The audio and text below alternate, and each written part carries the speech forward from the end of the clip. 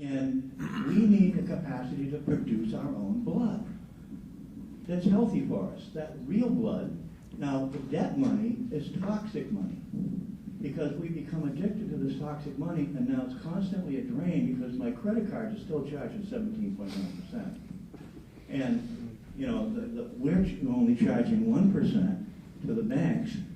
Our money, I mean, theoretically, it still could be our money the Federal Reserve Board is printing up for us. We could be doing it the same thing, only they're loaning it to them for 1%.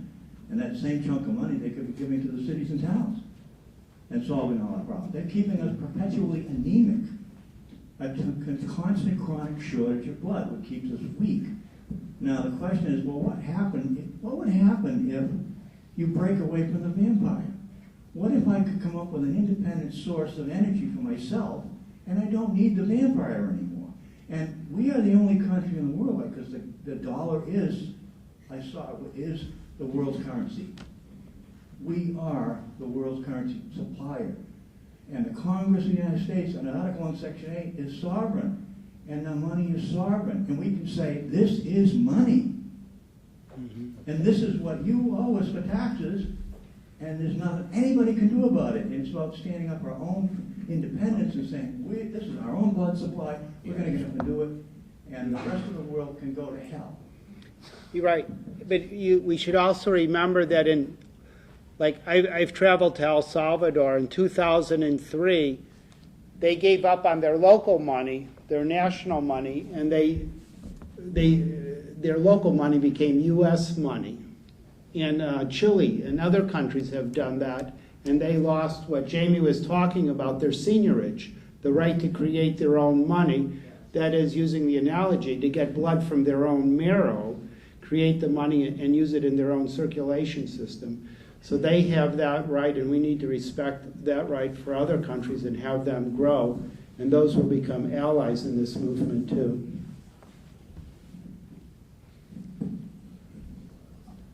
I am hopeful that we're going to find a lot of allies even among banking people. And I think maybe we only need to get a hold of 20 or 25 stakes for your vampires. You see, once they see the direction that things have to go in, I think there's a very good chance of finding allies. And we should always keep that open. And in fact, work towards it in some cases, but not to the point of, never to the point of compromising in advance, for example. Never do that. Not ever. Can you hear me? Hey, I have something just as a comment, and I agree exactly about the circulation and what we, the body, can do. And so I think what we need to do is something like Charlie Munger was trying to tell us from Berkshire Hathaway, you have to suck it up. So what we do is we suck it up, get an attitude that there are certain things that we deserve as citizens in this state to progress, and that we deserve that. So I think it's an attitude adjustment that everyone has to take for the reasons so given.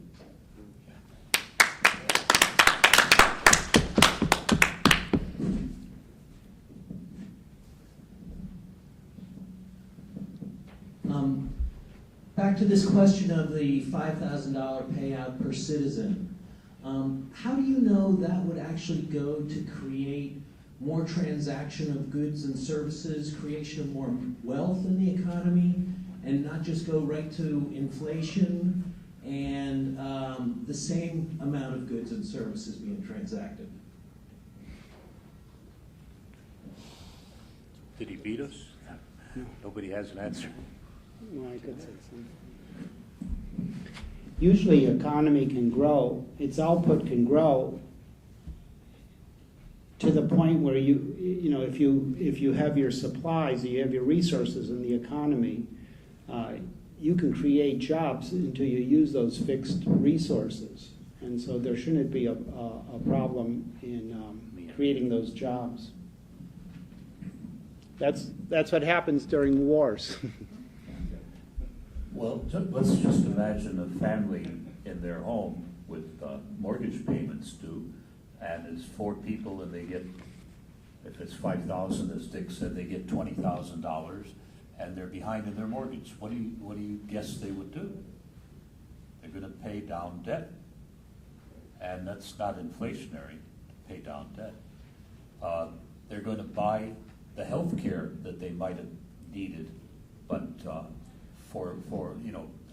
forsook in order to be able to put food on the table. People are in deep trouble in this country, financially. And so the large part of that, we're talking about all 300 million people, the large part of that number are in pretty harsh conditions. Poverty just went up. They give us the number of percentage of people that are in poverty. 15%. 14%, 1 out of 7. 1 out of 7 are deemed to be living beneath the poverty level, the official poverty level, which is very low. I mean, that is very, very low. There are two economies here. There are some people making enough money with real jobs to buy a new BMW every year. That's a different world from the average person. Now, at what point do people get upset enough? Is it admitted 10% unemployment, admitted 15%? What is the real unemployment rate? I think maybe some of our economists tomorrow can tell us. It's certainly not 10%. Things are in worse condition than you would think. Now, if you give that kind of money to people who already have money, it's going to go into financial instruments, essentially, and you'll create inflation in those instruments. But where money goes into something real, the real thing has to be produced. You get real goods and real services or real infrastructure, that's not inflationary. The idea of inflation is not as simple as people believe.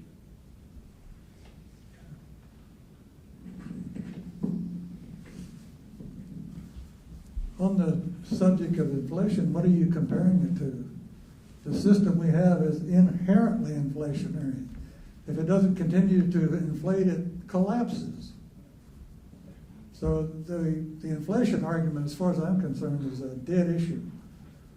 You could put some more, you could spend enough money into the economy to create some inflation, but debt-free money put into the system to keep the flow of money running, just to keep the society running at a certain level, is not going to be inflationary.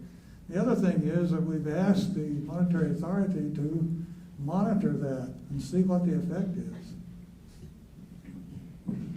And a final thought on inflation, we're removing the main machine, the main inflationary machine in the economy, the fractional reserve system.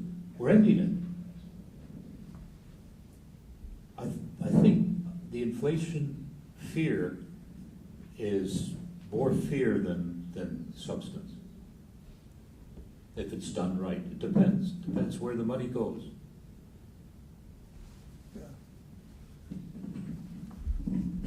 Yeah, look at all the money they put into the banking system. What good does it do? It hasn't helped the economy hardly any. And they're still denying a whole bunch of stuff that's going on. We are in a depression. Even if the technical definition of a recession is over, we are in a depression. And so we need to look more at the problems and worry about some abstract thing about inflation. That's just a distraction. Yeah, Ben Bernanke made the analogy as, yes, we're down in a trough. We're at the bottom of the trough and we're going up, and so therefore we're beginning a recovery. But he agreed that we're still in the trough.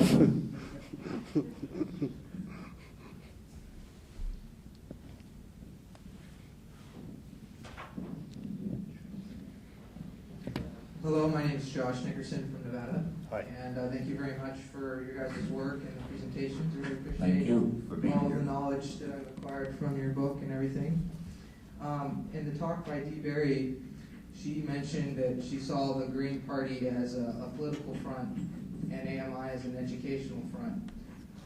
Could you comment on how many people are officially part of the American Monetary Institute, and what do you guys see as your role or purpose as an organization? It's really hard to quantify in that way, but our purpose, the stated purpose from 1996 when we were formed, was to independently study, and the independent part is important because universities have not done it. They just haven't done a real job, or you could not have wound up in the present situation had they done a decent job. To independently study monetary history, theory, and reform.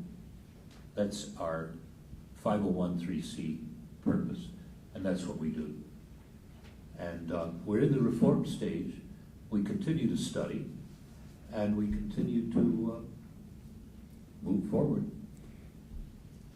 So then I would be correct in saying that you guys are supplying intellectual capital to a political movement outside I'm not of this sure organization. what that would mean technically to our charter. We're not involved in any partisan political activities. We can't be. And so we haven't told you to go out and join the Green Party. We're pointing out what they're doing and why. And those are facts. We're not involved in politics. And when we help write legislation or make suggestions for legislation, again, it's not partisan. I guess my view of politics is getting that passed in legislation is a political action. It's not in what we do. Yeah. We're happy to work with Republicans, Democrats, Greens, but it's hard to find some. Yeah, we're working with young Democrats in the state of Washington, and we're working with, Ron Paul people. Ron Paul people, libertarian people. We're working with Kucinich. We're working with, Theodore Roosevelt type Republicans too. So we're intellectual capital for anybody who's a human being and wants to talk. With a loose enough definition, everything is political, but there is a distinction between what is legally political and what is not. Well, one final question. Is Sure. there any aspiration at some point in the future to make a constitutional amendment to define money in the Constitution as opposed to just a law? It can be defined in a monetary reform act.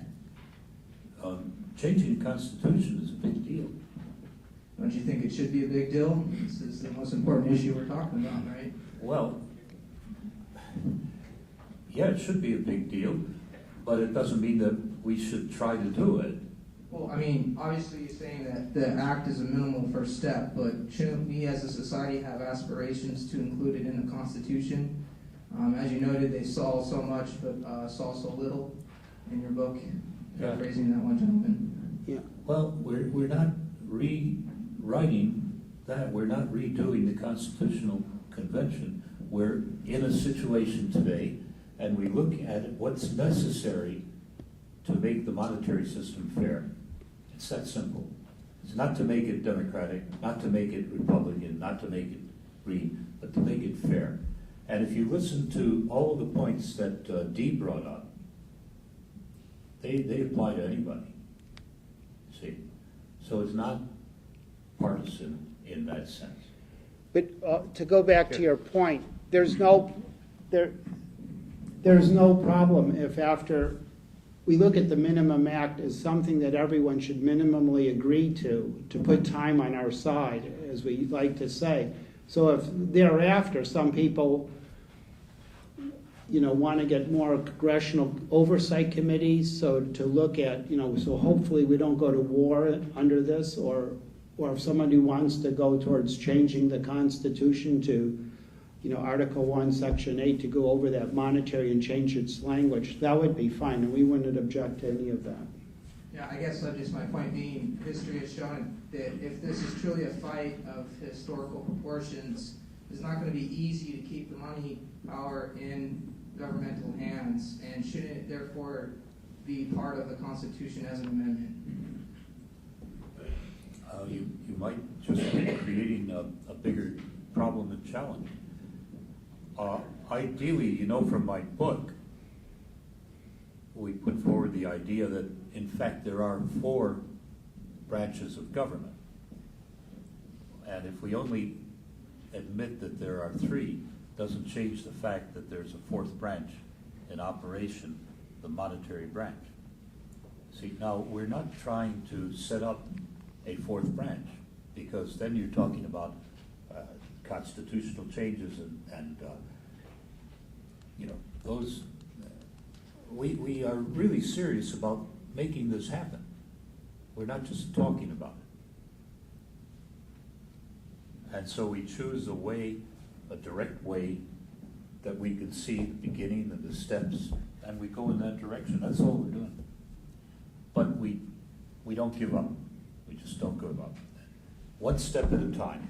And you can usually see the next step. Yeah, there is some value in your observation in trying to lock this thing into concrete, because I look at the money tower, for lack of a better word, it says that the force throughout history is like a spring. And if you don't keep pushing on it, it comes back. I mean, just take the Glass-Steagall Act. It took them 70 years or so to get rid of it, but they keep coming. So it's a good observation that we need to make this as tough as we can. But going into the Constitution at this point, as opposed to a statutory law, that's a quantum leap in difficulty. I meant in the future, is there any aspirations in organization in the future for such ends? I think we're just, I don't think we look that far forward in this. We're waiting for your paper on it. Carol? Carol, We also have a problem in that the government is not actually law. wait for the, They're ignoring international law and the Constitution law. So, would you use the mic, please, Carol? Because I'm hard of hearing. Well, one of the problems we have is that our government is not abiding by constitutional law or international law. And I think we lost the Magna Carta, too, the institutionalized torture. So we have a long way to go to getting government to recognize law and behave in a law-abiding manner for people. We have a huge... I should mention what Jamie Gilbreth did in testimony to Congress a few months ago, and he was testifying to not to the economics departments, he was testifying to the Senate Judiciary Committee, to the crime unit, crime subcommittee. And what he said was, first he began his thing, he did it in writing. He said, I write to you as a member of a disgraced profession. And what he was doing was recognizing there publicly the role of economists in general, not all, obviously, in the disgraceful position that our country is wound up in. Then at the end of this, and by the way, this is available at the back of the room there, Jamie Gilbreth's 2 articles. One, Who Are These Economists Anyway?, where he dissects several schools of economics, and none of them come out positively. At the end of his congressional testimony to the Senate, he said, basically, you need to put the fear of Congress into these financial operators. We would agree fully with that. Though you're absolutely right, the laws must be respected. And until they are, it's not serious. The country is not serious if some people you know, can break the law at will. You know, once again, this subject goes a little bit beyond the monetary reform, and I'm not a lawyer, but here is one of the rationales that they use for doing the things they're doing, and that's emergency. And Obama just reissued a new executive order that we are under an emergency. So under that rationale, they assume the power to do any damn thing they want to do. And that's out there, it sure is.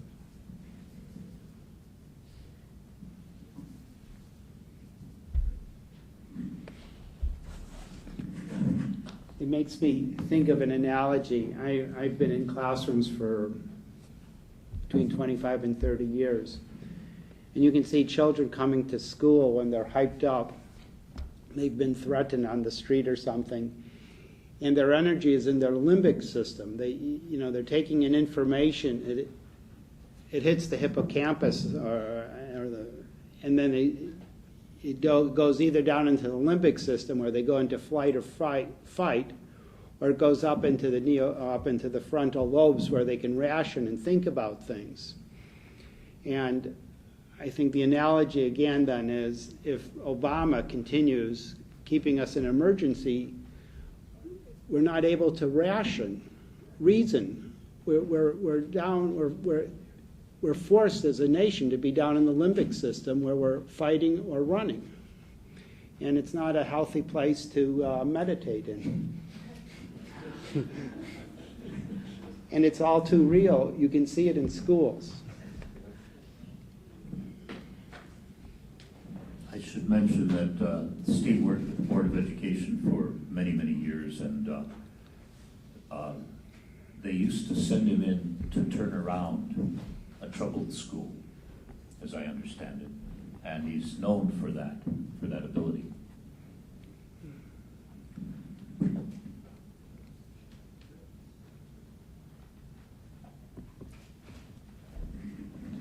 Okay, I have to say thank you.